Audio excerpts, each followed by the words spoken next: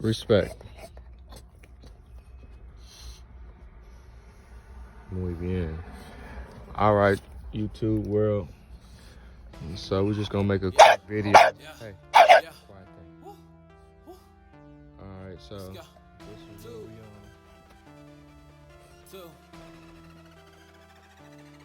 Here at the pet hospital, we're about to get an ultrasound on Bamboo Chops here, but I just wanted to make a quick little video about productions. So this is my outlook on it, and this is how I went about it.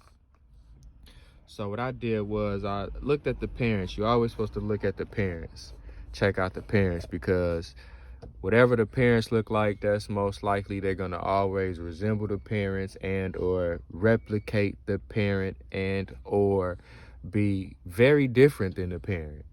So them your three options. That's the way of life. That being said, I chose my stud. He wasn't as small or short as I wanted him to be, but he definitely took on that muscular build, bone, and big head that I wanted. And also, he was very standardy. Standardy mean he definitely was a standard. You can tell he was a standard. Ain't no way about it. He was anything other than.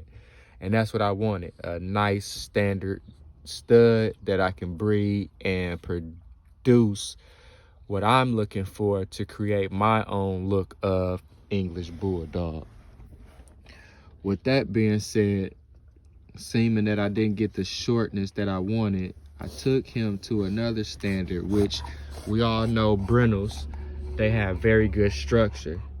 And as you can see, this girl stacks up with no issues because she's very structured.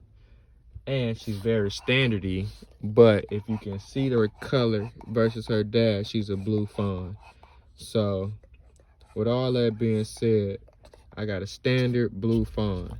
You may say, well, she's a blue fawn, how is she a standard? Because her dad is a standard, her mom is a standard, and I found out that dad carries a little bit of color, which created that blue gene that he carries.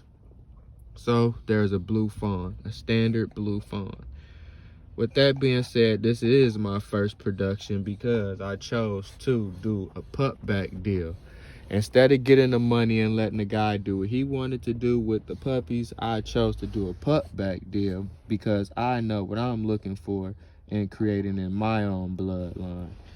And at 1 year and 5 months now, she is very small. She looks good. And we're here to see if she is full of, if any, or however many, but just to see if she is pregnant.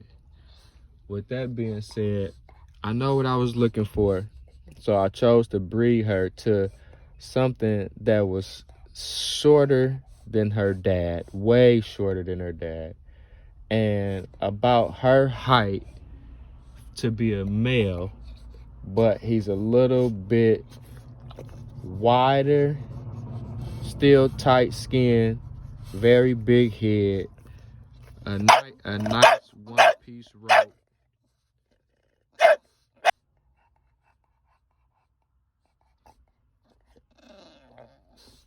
Muy bien. So with that being said, hopefully she is pregnant. And if she is pregnant, then that's going to be my second production on the ground because I am the one strategically making these breedings happen because I know what I'm looking for based off of where I started and what I started with.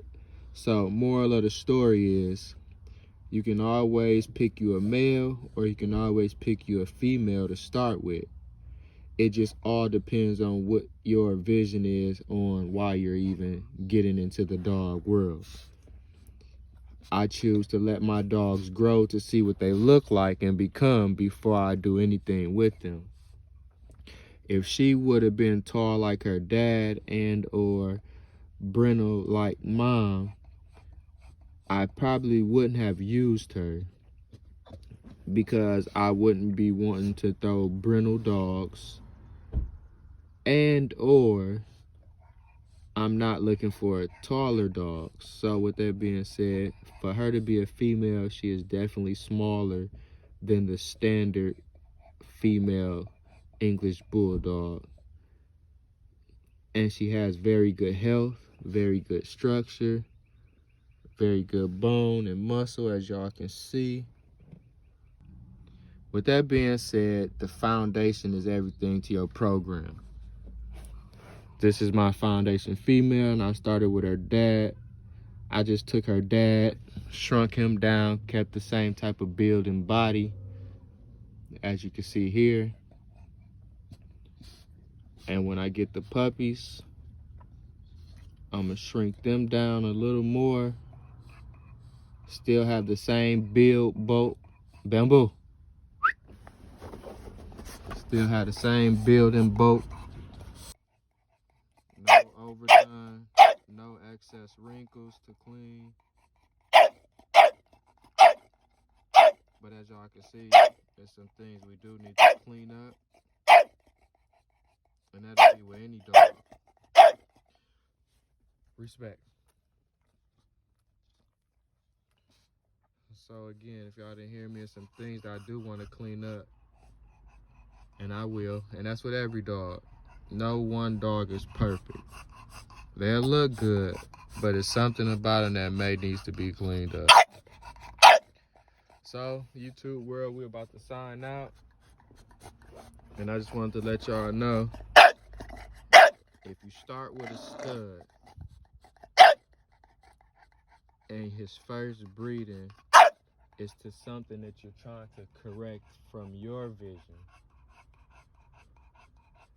and it doesn't have to be his first breeding, it could be any breeding, as you see how he produces, then you take that female and create what you're looking for off of the studs that you incorporate. Quiet.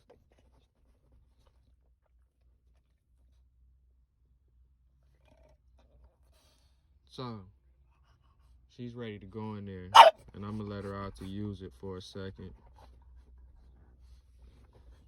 But start with a stud like I did, create a female like I did. Create your own puppies like I am. When you put together two dogs for a purpose, that is your production.